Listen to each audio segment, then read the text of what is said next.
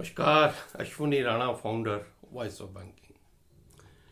आज फिर से एक बार 5 डे बैंकिंग बैंकों में लागू होगा या नहीं होगा, वो तो बात की बात है। लेकिन इसी मुद्दे पर आज का ये मैं वीडियो बना रहा हूँ। हालांकि मुझे ये वीडियो बनाना नहीं था, लेकिन एक नेताजी हैं,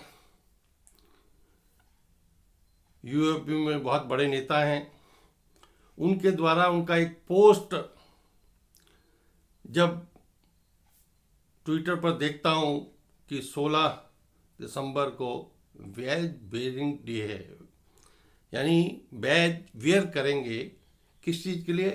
5 डे बैंकिंग के डिमांड के लिए। तो मुझे हंसी भी आती है और गुस्सा भी आता है कि ये 5 डे बैंकिंग को इस प्रकार के नेताओं ने बैंक कर्मचारियों के साथ खिलवाड़ करने का एक मुद्दा बना लिया है। जिस प्रकार से कई पॉलिटिकल पार्टियां कई साल तक इलेक्शन में अपना एक नारा देते रहते, गरीबी मिटाओ, गरीबी मिटाओ, गरीबी मिटाओ, लेकिन गरीबी नहीं मिटी, क्योंकि वो नारा सिर्फ उनके इलेक्शन के लिए था। वैसे ही इस प्रकार के नेताओं के लिए इस प्रकार की डिमांड सिर्फ इसलिए है कि जब भी कोई आंदोलन करना हो उसके अंदर 5 डे बैंकिंग डाल दो। तो आज मैं एक तो 5 डे बैंकिंग का शुरू से इतिहास आपको बताता हूं, कहां से डिमांड शुरू हुई और किस प्रकार से उन्हीं नेता ने, जब ये 10वें समझौते में सरकार दे रही थी, तो क्यों मना किया। तो शुरू करते हैं वीडियो। एक तो वो सभी हमारे बैंक कर्मचारी अधिकारी कम से कम जिन्होंने 2015 यानी 10वें समझौते के बाद बैंक में ज्वाइन किया है, उनको इसका इतिहास जरूर पता होना चाहिए कि भाई ये कहाँ से शुरू हुआ, कैसे आंदोलन बना, कैसे ये डिमांड बनी, क्या क्या इस पे आंदोलन हुए। तो 2008 में जाना चाहता हूं। 2008 जून में एनओडब्ल्यू की, national organisation of bank workers की चेन्नई में मीटिंग थी। मैं एनओडब्ल्यू का उस समय महामंत्री था और पहली ही मीटिंग थी चेन्नई में हमारी वर्किंग कमेटी की, और उसमें हमने 5 डे बैंकिंग होनी चाहिए, इसकी डिमांड जो है वो रेज की थी, रेजोल्यूशन पास किया था, जब इंडस्ट्री में 5 डे बैंकिंग की बात कहीं नहीं थी। उसका जो इकोनॉमिक्स टाइम की खबर का लिंक आपके संज्ञान के लिए इस वीडियो के नीचे डाल रहा हूं, ताकि आप ये ना कहें कि हम कोई झूठा प्रचार से मेरा मतलब नहीं है। मुझे बहुत कष्ट होता है कि हाथ में आया हुआ मुद्दा किस प्रकार इस नेताजी ने छोड़ा। 2008 में एनओडब्ल्यू ने वो डिमांड की। 2010 में 9वां समझौता हो गया तब तक, क्योंकि ये डिमांड यूएफबीयू की नहीं थी। मार्च 2011 में 25 मार्च को यूएफबीयू की एक मीटिंग दिल्ली में होती है और उसमें जो 10वें 9th बाई पार्ट के जो रेजिडुअल इश्यूज थे उसके ऊपर और आगे जो इश्यूज थे उसके ऊपर बातचीत होती है।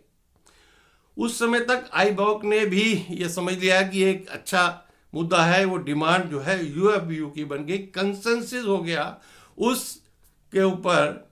और जुलाई में एक हड़ताल का आह्वान किया यूएफबीयू ने, उसमें 5 दिन की बैंकिंग का मुद्दा भी शामिल हो गया। लेकिन 7 जुलाई की हड़ताल किसी कारण से, पार्लियामेंट के सेशन होने के कारण 5 अगस्त 2011 को शिफ्ट हो गई और बहुत सारे उसमें आंदोलन के पार्ट थे। एक उसमें 2 अगस्त को दिल्ली में सेंट्रलाइज धरना था स्टेट बैंक में। उसके बाद डिपार्टमेंट ऑफ फाइनेंशियल सर्विसेज में यूएफबीयू की एक मीटिंग थी, बुलाया था स्ट्राइक के ऊपर, 5 तारीख की हड़ताल थी।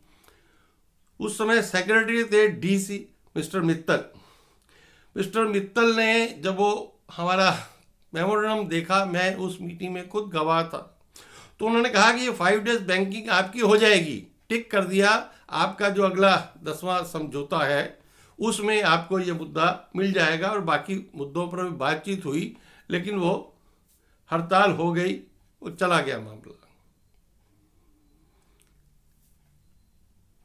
25 मई 2015 को 10वां बाईपार्ट सेटलमेंट साइन हो जाता है। उस समय तक मेरा टर्म खत्म हो गया था, मैं जनरल सेक्रेटरी नहीं था, हमारे एनओडब्ल्यू से दूसरे जनरल सेक्रेटरी थे। सरकार दे रही थी, लेकिन इन नेताजी ने ये कहा कि नहीं, इससे तो टाइम बढ़ जाएगा, लेडीज को लेट बैठना पड़ेगा। आज बताइए, वो लेडीज जो महिला हमारी कर्मचारी अधिकारी हैं कि वो कितने बजे तक बैंक में बैठते हैं। उन नेताजी से सवाल होना चाहिए कि आपने वो मुद्दा साइन होते हुए सिर्फ अपनी ईगो के लिए कि नहीं ये हमारा यूनियन का मुद्दा नहीं है इसलिए हम इसको नहीं होने देंगे, आपने 5 डे बैंकिंग को नहीं होने दिया। ये आज के कर्मचारी अधिकारियों को पता लगना चाहिए कि किसने हाथ में आई हुई डिमांड, पूरी होती डिमांड को जो है रिफ्यूज कर दिया। और आज हम ढोंग पीटते हैं, हर स्ट्राइक में उस मुद्दे को डाल देते हैं, और फिर आज कल हम बैज वेयरिंग कर रहे हैं उसके ऊपर आप ट्वीट करते हैं, तो मुझे बहुत कष्ट होता है। फिर 12वां 11वां समझौता भी चला गया। 12वें समझौते में MOU साइन होता है 7 दिसंबर को 2023 को, उसमें भी सहमति बनती है। जब फाइनल 8 मार्च को समझौता होता है तो उसमें इस मुद्दे पे कहा जाता है कि सरकार को IPA लिखेगी। 8 मार्च 2024 के बाद से कितनी आपने आंदोलन, कितनी हड़ताल करके वापस ले ली, लेकिन ये मुद्दा अभी हुआ नहीं है।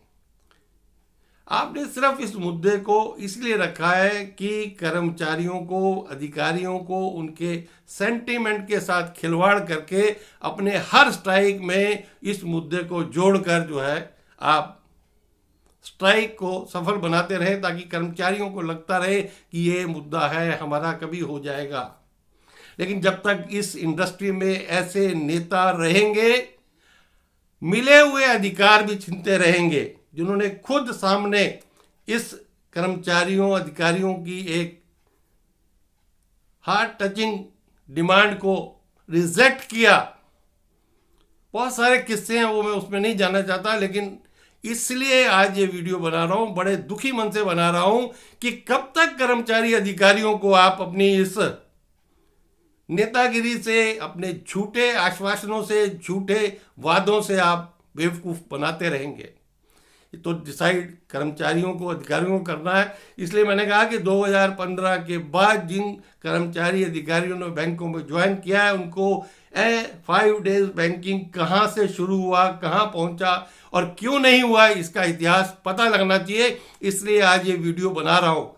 मेरी आप सभी बैंक कर्मचारी अधिकारी मित्रों से प्रार्थना है कि हर कर्मचारी अधिकारी तक ये वीडियो भेजें, और उस नेता से सवाल भी किया जाना चाहिए कि भाई तुम्हारे कारण एक मुद्दा था जो मिल सकता था, सरकार दे रही थी, आपने उसको रिजेक्ट किया, यू आर रिस्पॉन्सिबल। तो बात बात पे इस मुद्दे को क्यों घसीटते हो।